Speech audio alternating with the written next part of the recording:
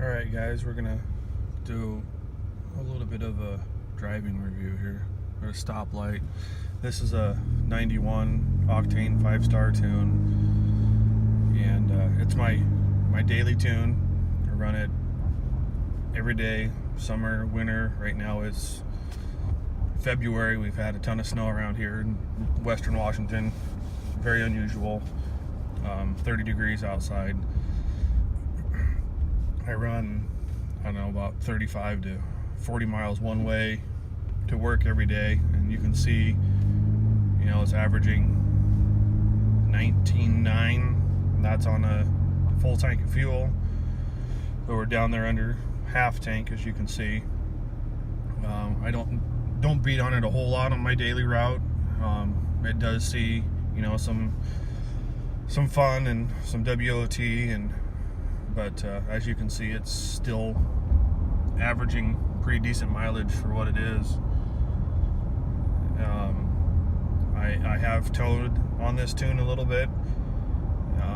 They don't recommend towing anything, I think, over like 5,000 or 6,000 pounds, and that's just because, you know, you're pushing everything really hard. You know, you're making a lot of power. You know, it makes a lot of heat. It's just not healthy for it to do that. So later on, I'll have a tune that reviews an 89 performance tow tune that they do that has been logged as well for the truck with the modifications on it. You know, the truck does have, you know, some mods on it.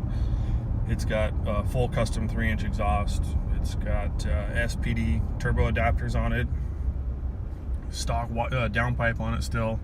It does have an S&B Cold Air on it, and a JLT catch can, but other than that, nothing major, you know, on it. It does have a step holder, spark plugs in it, but you know, that's nothing major. And the only reason I do that is you know, to help out with the knock and stuff that happens, you know, when you're starting to run a hot tune and you got it logged, and, you know, you're trying to, you know, get as much as you can out of it. You know, so there's not a ton done to it. It is a great driver. The way we've got it kind of set up is, you know, just driving around, it's got really nice throttle response. The tip in is very nice. It's not too aggressive, but it works very good for a daily.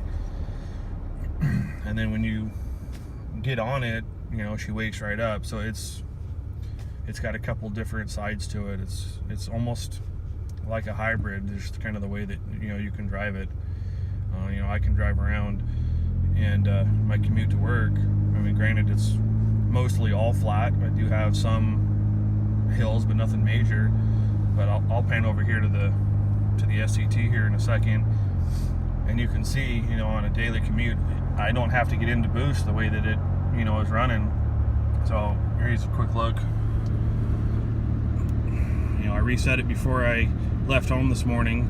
I'm about halfway into my commute.